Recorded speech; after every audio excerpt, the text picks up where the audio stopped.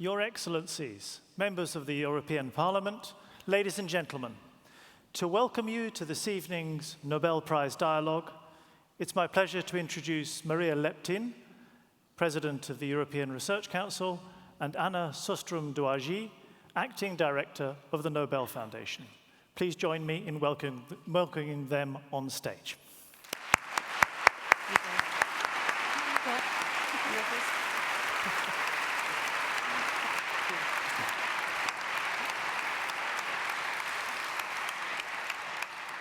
Thank you, Adam, and a warm welcome to all of you that are here in the room and that are following us online. It's such a pleasure to be here today. Excellencies, Nobel Prize laureates and speakers, ladies and gentlemen, and friends and colleagues. I look very much forward to the discussion today. So we at the Nobel Prize, we want to stimulate an interest in science, literature, and peace work, all in line with the vision of Alfred Nobel and his legacy for the benefit of humankind.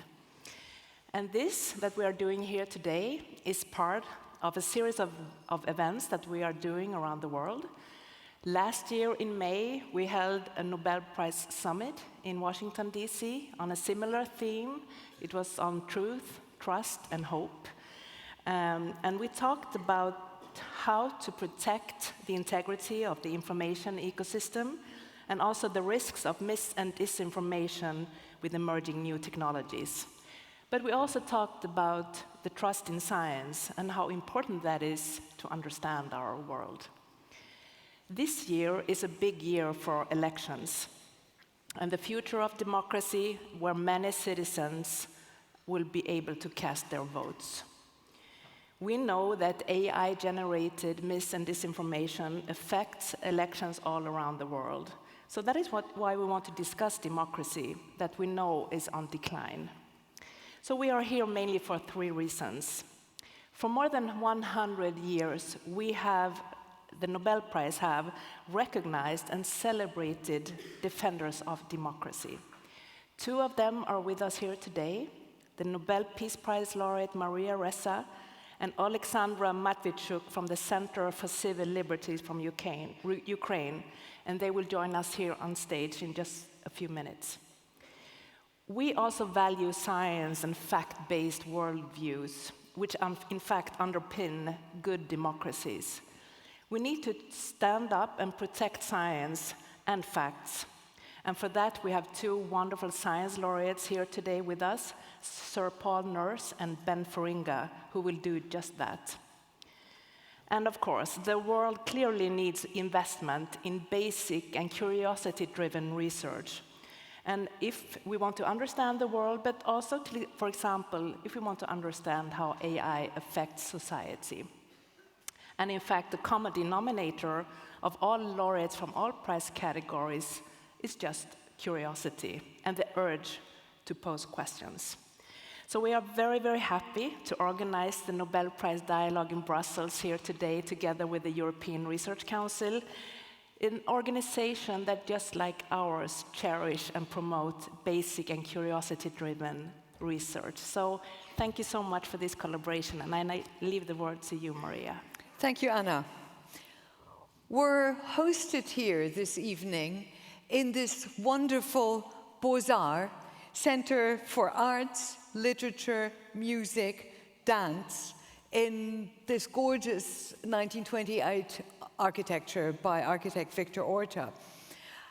I think it's a wonderfully apt location for this co-production with the Nobel Foundation, with whom, as Anna has just said, we share the interest in science. But as the president of the European Research Council, which is a funder for research, I want to stress something about science, and that is its cultural value. Science, too, is culture. But not only that, the ERC actually funds across the entire spectrum. So we also fund research on the arts and the humanities. And so I think, once again, this is an apt environment. And of course, the ERC also funds research on democracy and AI, which brings me to today's topic, the topic of democracy. I'm sure we all share the dismay about what, at least for me, was a surprising discovery over the last 10 years, that the stability of democracy, in which we trusted so much in the 90s, is beginning to fray, actually is fraying massively at the edges. It's not stable. And this is, again, as Anna has remarked, particularly important in this mega year of elections, which of course includes the EU elections in June. And many strands come together here this evening in this place. So first of all, again, the combination between Nobel and the ERC. We're very happy about this. We're also very happy that this should be happening under the Belgian presidency of the EU. So great to be here while Belgium holds the EU presidency. Some of you may have forgotten that the EU themselves is a Nobel laureate. The EU won the Nobel Peace Prize in 2012. We, the ERC, fund researchers in democracy, AI, and many other things, and indeed, many of the ERC researchers have gone on to win Nobel Prizes. So it all comes round. I want to stress that today we have these wonderful Nobel laureates that Anna has just mentioned. We also have other very eminent and interesting people. First and foremost, we will be joined by the Vice President of the European Commission, Věra Jourová, by Demis Hassabis, the CEO and founder of DeepMind, will be on a panel later, and 3 researchers who've been funded by the ERC and who will be telling you about the research, the actual facts that are a foundation of our future thinking and our current thinking of democracy.